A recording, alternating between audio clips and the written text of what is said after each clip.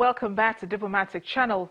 The Executive Director of the World Food Programme, David Bisley, was in the country a while ago, and he had the opportunity of seeing firsthand people displaced by the Boko Haram insurgents in the northeast. He had a chat with my colleague Mao Beogun on his experience and other issues surrounding the IDPs. You've just been back from Maiduguri now. How would you assess what you saw on the ground? Well, it's good news and bad news. The good news is we're able to reach a very vulnerable population, people who've been displaced, over 1.9 million people internally displaced in Nigeria, and of course 1.7 million are in that region, in the Borno state region of Nigeria. And so we're feeding on an average daily basis about 1.1 million people. So we went into several of the internally displaced camps. And the good news is children are being fed, families are receiving sufficient food. The bad news is obvious.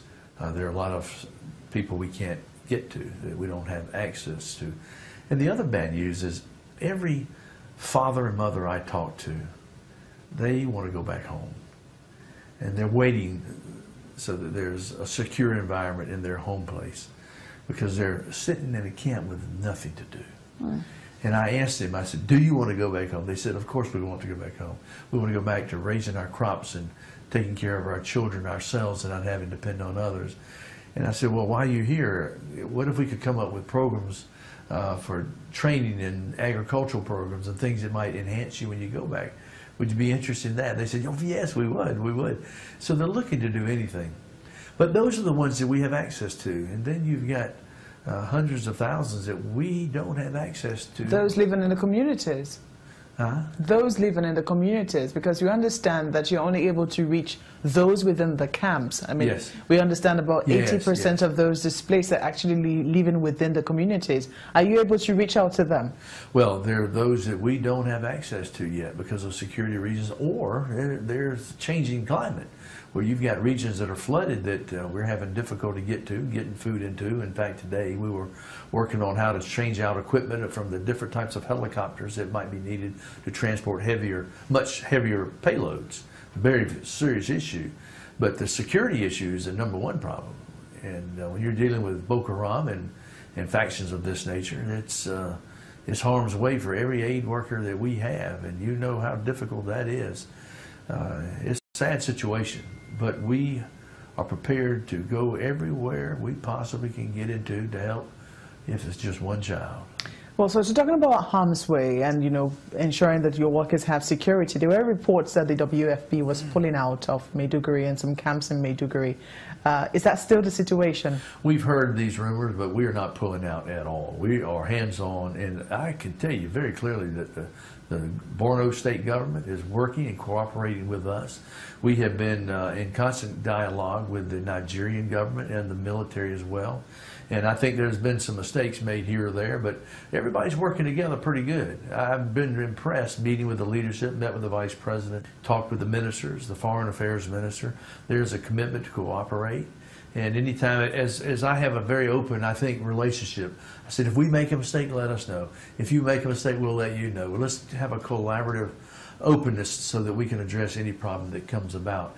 But still, access in these insecure environments is our #1 thing, and it's the problem all over the world right now, insecurity. Now, part of the reason, some people would say that, you know, part of the reason why there was some conflict in the camps where that was reported was because of the rations that were served and the type of food that was served as well.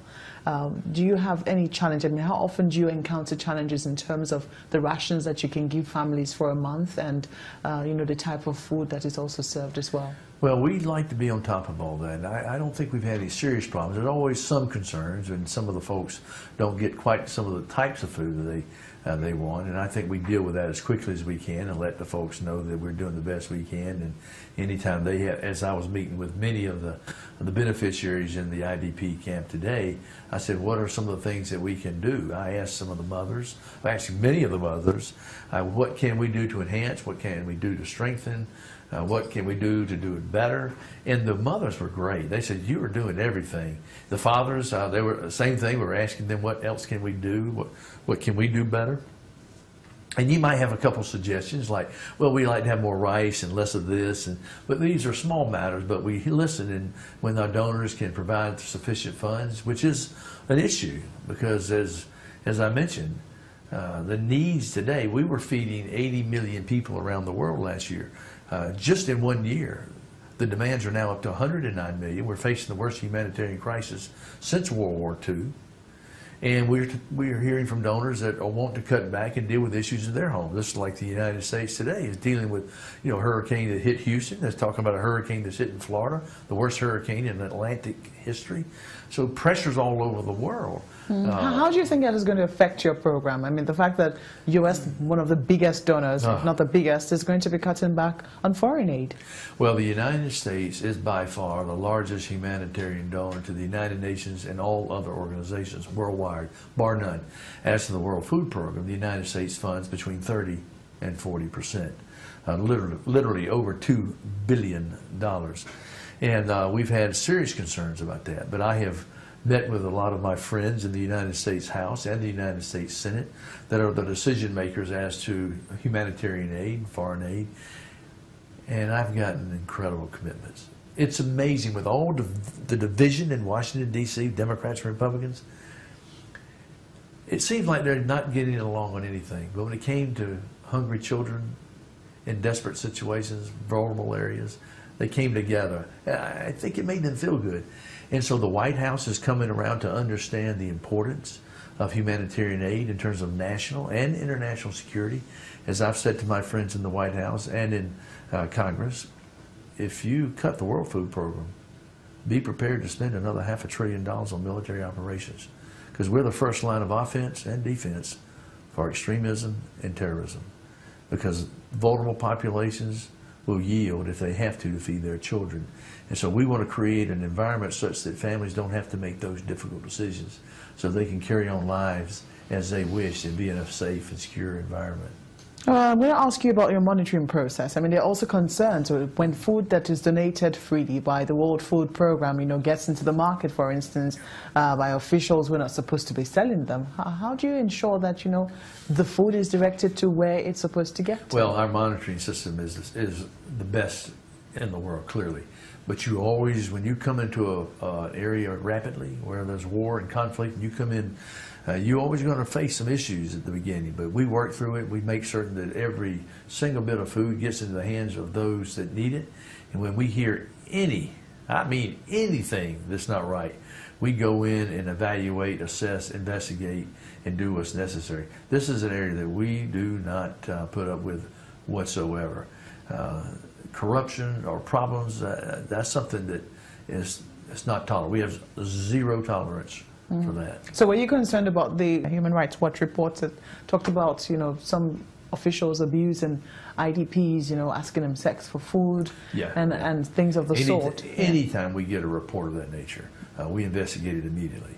And sometimes, regardless of where it is in the world, sometimes there's nothing to it, and sometimes there is.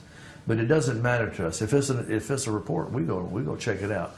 And my teams and my leaders in all the countries, they know we have zero tolerance for any, not just corruption, but gender violence of any nature. And we see that around the world. And we come in hard and strong.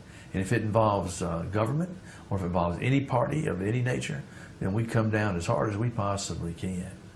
Climate change is definitely one of the issues that you must be bothered about. There are now issues of floods and droughts and what have you. How big a concern is that for you, and how do you think it's going to impact the countries where you can currently serve? Well, the earth is always changing, but climate change is an issue that impacts us annually. El Nino or El Niña, look at what's taking place in the Borno State region with some of the flooding, but look also, for example, in the Lake Chad region. Look at how much the lake has gone down in the last several decades, and then go to the Somali region of eastern Ethiopia. Absolutely, 3 years back to back of drought. We're feeding 3.3 million people there. And we've got to think long term. So as we look at integral new satellite imagery with the new technologies, we can pre-position food. We can make decisions as where populations are migrating to, what do we need to do, what do we need to prepare for, how do we develop more resilient and sustainable programs. If we have the technology and the advanced intelligence, we can go in and really minimize the impact, which means a lot of times we can avert famine. And we have been able to avert famine in places like Nigeria, in places like Yemen, as well as in the Somalia region, as well as in the the eastern sector of Ethiopia. Mr. David Bisley, we have to thank you most kindly for speaking to us. Thank you. And this is where we end the program this week. You can reach us for comments on any of the addresses showing on your screen. I am Amarachi Ubani. I'll see you next time.